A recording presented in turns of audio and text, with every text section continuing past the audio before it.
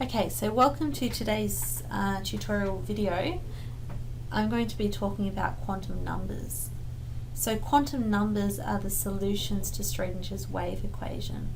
So we've selected a particular wave function, which is our orbital, so for example the 1s of hydrogen, and these are the solutions for it. So a set of 4 quantum numbers, which you'll see commonly abbreviated through my work as QNS. So a set of 4 quantum numbers uniquely describes an electron and the region of space it occupies. So Pauli's exclusion principle states that no 2 electrons can have the same set of 4 quantum numbers. So what are the quantum numbers? So quantum numbers, we've got our principal quantum number, which is a little n, and they're positive values, 1, 2, 3, 4, 5, 6, 7. We've got our angular momentum quantum number, which is a lowercase l. We've got our magnetic quantum number, which is an ml. And we've got our magnetic spin quantum number, which is ms. So these are our quantum numbers. So the principal quantum number tells you the size and the energy. And it's a whole value, like I said. So if you look at your periodic table, as you go across, this is your first energy level, your second, third, fourth, fifth, sixth, seventh, and that corresponds to your principal quantum number. So it's the size and energy, so it's at energy levels. So the angular momentum quantum number is the shape. So it's the shape of your orbitals. So your S, your P, your Ds, or your Fs.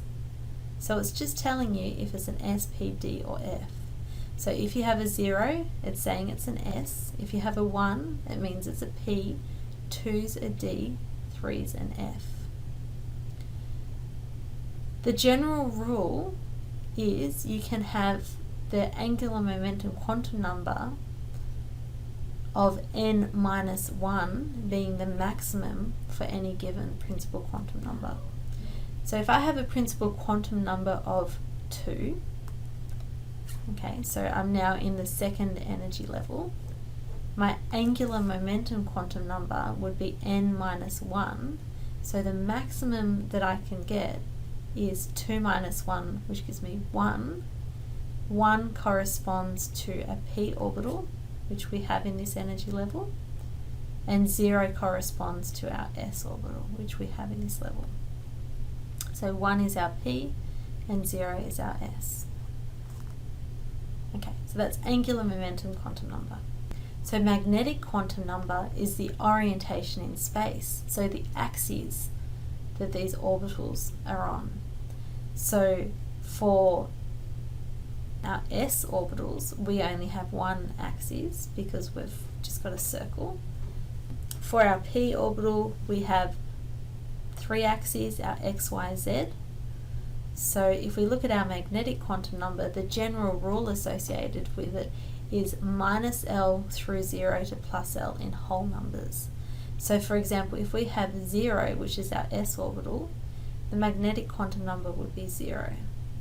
If we have 1, which is our p orbital, we'd have minus 1, 0, and plus 1. So that's our x, y, z. So we've just associated numbers to what we already know. So our d orbitals, which is an L equals 2, our magnetic quantum number would be minus 2, minus 1, 0, plus 1, plus 2. It comes to 5. So we know our d orbitals have 5, and that we're seeing this relationship coming back to the magnetic quantum number. Magnetic spin quantum number is the spin of the electron. So remember in the lecture I was saying that one of your electrons spin clockwise and one spins anti-clockwise, for example. That is represented with plus a half or minus a half. So you will always get plus a half or minus a half for your magnetic spin quantum number. So you can see now how you can't have 4 that are the same for 2 electrons. So they're going to have opposite spins if they're in that same orbital.